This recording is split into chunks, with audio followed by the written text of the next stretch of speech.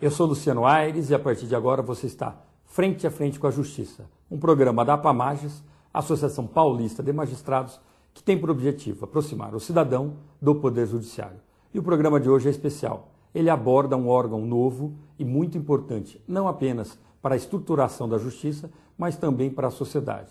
Trata-se do Conselho Nacional de Justiça, que acaba de completar seus primeiros 2 anos de vida. Introduzido pela Reforma Constitucional número 45, esse órgão suscitou polêmicas, muitas discussões, mas acabou sendo adotado pela comunidade jurídica como uma ferramenta importante de controle da magistratura. E para entender um pouquinho mais desse primeiro ano, desse primeiro biênio, na verdade, nós ouvimos dos 2 conselheiros do Estado de São Paulo, Dr. Alexandre de Moraes e Dr. Cláudio Godoy, e outras personalidades. É com você, Joyce. Luciano, estamos aqui com um dos homenageados aqui deste dia, o juiz Cláudio Godoy. Doutor, o Poder Judiciário brasileiro responde adequadamente aos anseios da sociedade? Eu acho que, em certa medida, o Poder Judiciário responde, tem dado provas disso em inúmeras passagens recentes. Agora, isso não significa que o serviço prestado não deva melhorar.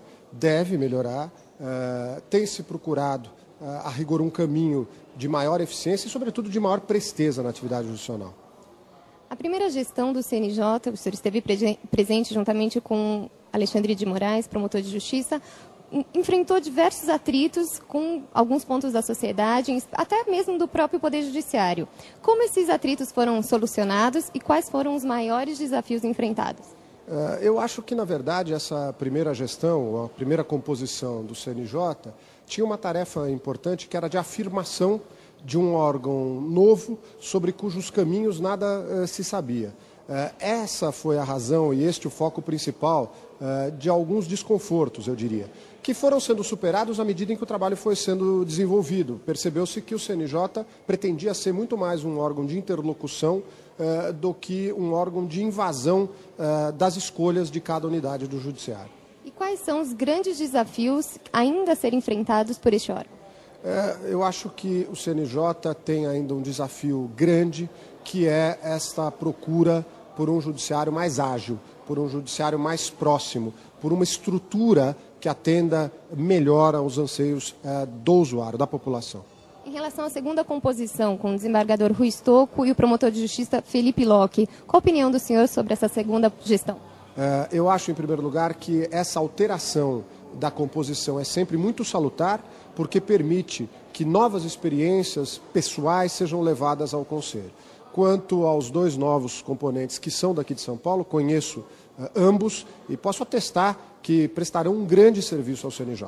Em relação à passagem do senhor a este órgão, o que mudou a sua perspectiva em relação ao Poder Judiciário e também aos operadores de direito? Eu acho que foi uma experiência pessoal e profissional muito gratificante, especialmente porque o CNJ permite uma visão geral do que é o judiciário que eu, pessoalmente, não tinha. Portanto, foi um grande aprendizado. Acho que, especialmente importante, foi a verificação de quantas experiências exitosas outras unidades do judiciário têm e que podem ser, a rigor, trocadas, que podem ser exportadas. Hoje o senhor foi homenageado pela APAMAGES, Associação Paulista de Magistrados. Qual a opinião do senhor em relação à atuação de entidades como essa associação? Eu acho que as entidades se fizeram presentes, ao menos na gestão em que estive, tiveram uma atuação bastante participativa, contribuíram muito. Agora, evidentemente, o CNJ não é um órgão de classe. Então, essa troca de ideias, este debate é absolutamente enriquecedor. Obrigada e parabéns pela homenagem. Obrigada. Desembargador Henrique Nelson Calandra, primeiro vice-presidente da APAMAGES. Doutor Calandra, qual a importância dessa homenagem ao desembargador Antônio Ernesto de Bittencourt Rodrigues, prestada pela APAMAGES? Antônio Ernesto Bittencourt Rodrigues cumpriu uma longa trajetória dentro da magistratura paulista. Eu tive a oportunidade de trabalhar em Câmara Criminal por ele presidida e posso dizer do cuidado que ele tem nos julgamentos que fez ao longo de sua carreira. Foi presidente do Tribunal de Alçada Criminal, foi um dos pioneiros em matéria de informatização do Tribunal de Justiça. Então é uma história que é exemplo para todos nós. Ele completa a idade, é aposentado pelo tribunal, mas ele não se aposenta nem dos ideais, nem dos sonhos. Antônio Ernesto Bittencourt Rodrigues encerra uma fase da sua carreira, começando uma nova fase de vida, aonde, com certeza, ele irá produzir mais ainda para a sociedade brasileira. E que esse exemplo de dignidade, de amor ao trabalho, de bom chefe de família, seja exemplo para tantos jovens, para tantas vidas, que muitas vezes ficam na dúvida que caminho seguir.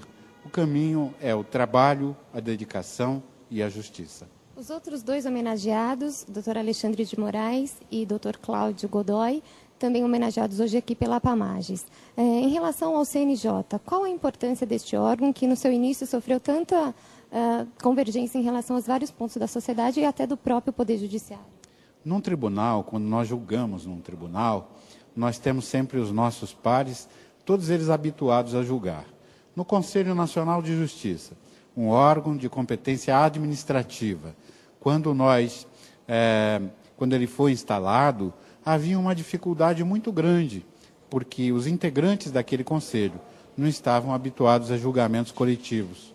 A presença do jurista Alexandre de Moraes, a presença do juiz Cláudio Godoy, que carregava consigo a experiência de ter sido trabalhado na Corregedoria Geral da Justiça do Estado de São Paulo, foram de importância fundamental para que aquele conselho, uma vez instalado, passasse a funcionar, respeitando sempre as regras do Estado Democrático de Direito.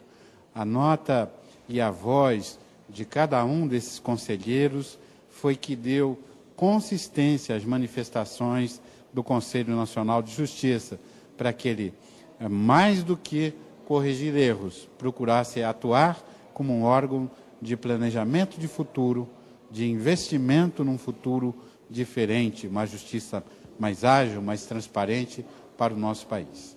Em relação ao próximo biênio, qual é a opinião do senhor em relação ao desembargador Rui Stocco e também do promotor de justiça Felipe Locke?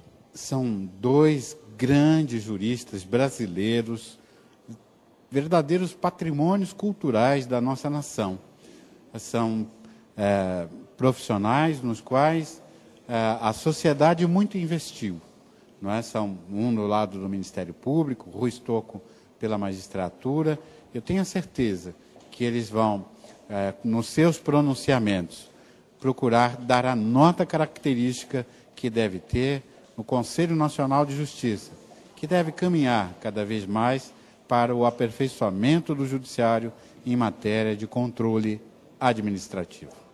Desembargador Caio Canguçu de Almeida, vice-presidente do Tribunal de Justiça de São Paulo. Doutor Canguçu, qual deve ser a atuação do CNJ?